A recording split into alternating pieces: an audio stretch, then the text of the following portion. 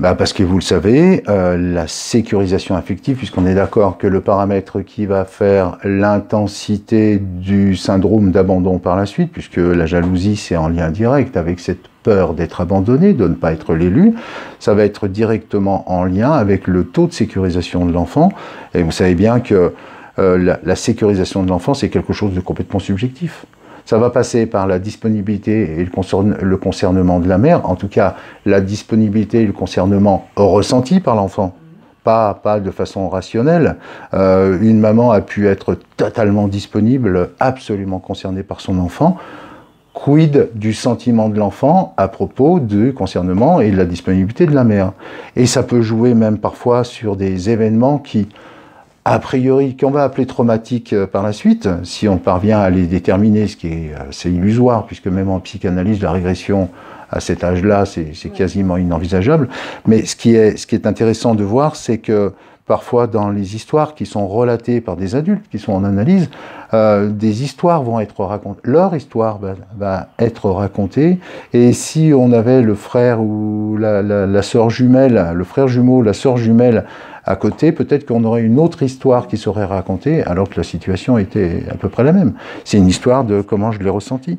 Parce que ce qui va se rejouer à l'âge adulte, en tout cas à l'âge adulte ou même l'âge du très jeune adulte, dès lors qu'il y aura relation amoureuse, un rapport à l'objet, construit sur l'affect, c'est tout ce qui aura été vécu dans la toute tendre enfance qui va se remettre en vibration. Et en fonction de ce qu'a été l'état sécure du très jeune enfant, l'adulte va pouvoir ressentir de façon, mais alors c'est totalement inconscient.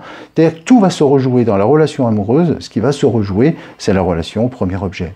La peur d'être abandonné, la peur de ne pas être l'élu, la peur que le premier objet puisse s'intéresser à quelqu'un d'autre, à un tiers plus qu'à lui, ou à elle, hein, c'est vrai pour les filles, c'est vrai pour les garçons, c'est pas encore une histoire de sexe opposé, hein, c'est par rapport à maman, en tout cas le premier objet.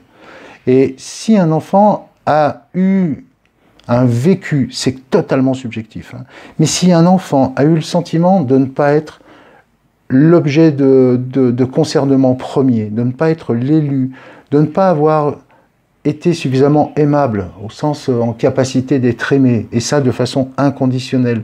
S'il n'a pas été suffisamment nourri par le sentiment que rien n'était plus important que lui pour le premier objet, rien n'était plus important pour lui que pour sa mère que lui.